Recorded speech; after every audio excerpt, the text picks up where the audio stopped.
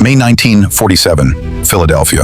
Billie Holiday was performing at the Earl Theater when federal agents raided her hotel room. They arrested her for heroin possession. The trial was fast. According to historical records, her manager sent her to court without a lawyer to teach her a lesson. She was sentenced to 1 year and 1 day in a federal prison in West Virginia. When she got out in 1948, New York City revoked her cabaret card. Without it, she couldn't perform in any venue that served alcohol in New York.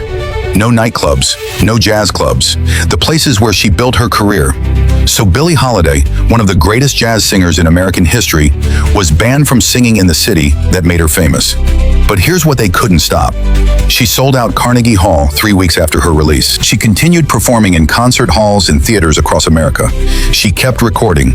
She kept singing. The contrast was stark.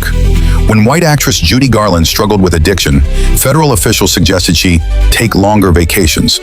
When Billie Holiday struggled, they sent her to prison and destroyed her career. Billie Holiday died July 17, 1959, at age 44.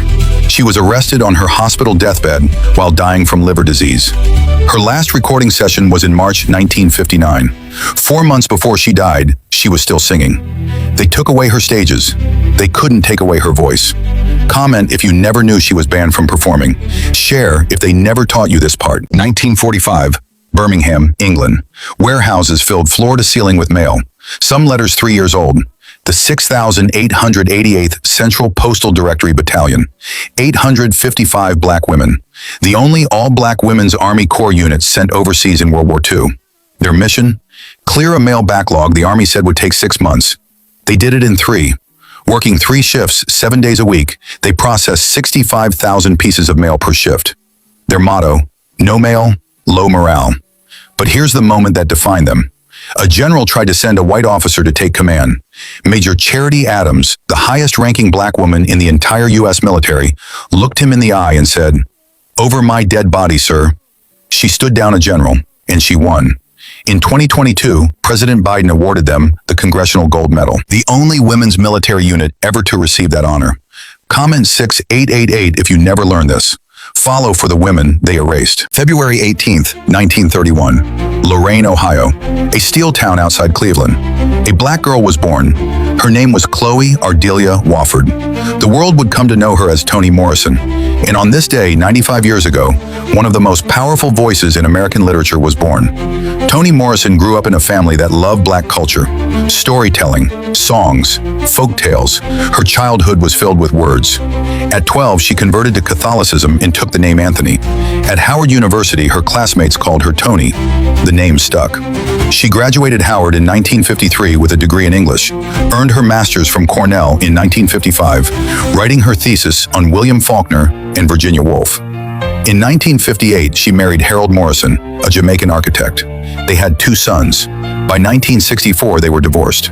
She was a single mother, raising 2 boys alone, working full-time. In 1968, Toni Morrison became the first black woman senior editor in Random House history. While editing books during the day, she was writing at night, after her sons were asleep, getting up at 4 a.m. to write before work. She had joined an informal writing group at Howard years earlier and brought a short story about a black girl who longed for blue eyes. She kept working on that story, expanding it, shaping it. 1970, age 39, Toni Morrison published her first novel, The Bluest Eye. The initial hardcover print run was 2,000 copies. She was an unknown writer. The New York Times praised it for a prose so precise, so faithful to speech, and so charged with pain and wonder that the novel becomes poetry. The Bluest Eye told the story of Pecola Breedlove, an 11-year-old black girl in 1940s Ohio, who prays for blue eyes because she believes they will make her beautiful in a society that prizes whiteness. Morrison wrote it to expose the damage that internalized racism does to the most vulnerable, young black girls. The book was controversial. It depicted child abuse, incest, trauma. It has been banned repeatedly. The American Library Association placed it on the most challenged books list in 2006, 2013, 2014, 2020, and 2022. It became the 10th most banned book in America from 2010 to 2019. But Toni Morrison didn't write to be safe. She wrote to tell the truth. 1973, Sula, nominated for the National Book Award. 1977, Song of Solomon, won the National Book Critics Circle Award. This was the novel that made her a national literary figure. 1987, Beloved, the story of an enslaved woman who kills her own child to save her from slavery. Inspired by the true story of Margaret Garner. The novel was overlooked for the National Book Award. 48 black writers, including Maya Angelou and Amiri Baraka, published a protest letter in the New York Times Book Review, noting that Morrison had never won a major literary prize. 1988, Beloved won the Pulitzer Prize for Fiction. 1993, Toni Morrison became the first black woman in history to win the Nobel Prize for Literature. The Swedish Academy praised her for her visionary force and for delving into language itself, a language she wants to liberate from categories of black and white. She wrote 11 novels total: Jazz, Paradise, Love, A Mercy, Home, God Help the Child. She wrote children's books with her son Slade. She wrote essays. She taught at Princeton for 17 years. Oprah Winfrey selected 4 of Morrison's novels for her book club. When Winfrey chose The Bluest Eye in 2000, 30 years after it was first published, it sold another 800,000 paperback copies. Morrison didn't write for white audiences. She wrote from inside the black community. She wrote black women into the center of American literature. She wrote about trauma and memory and motherhood and slavery's legacy and beauty standards and identity and survival. Her prose was poetic, lyrical, infused with black musical traditions, spirituals, gospel, jazz, blues. She called it race-specific yet race-free prose. She received the Presidential Medal of Freedom in 2012 from Barack Obama. August 5th, 2019.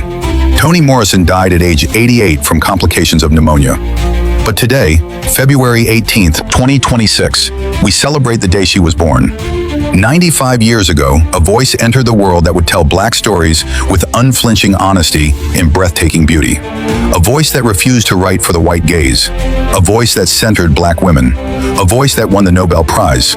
A voice that changed American literature forever. Comment Beloved if Toni Morrison's words change your life. Share this so the world remembers the writer born in a steel town who became a literary giant. Follow Black History Unfiltered. We celebrate the legends who spoke truth. Happy birthday, Toni Morrison.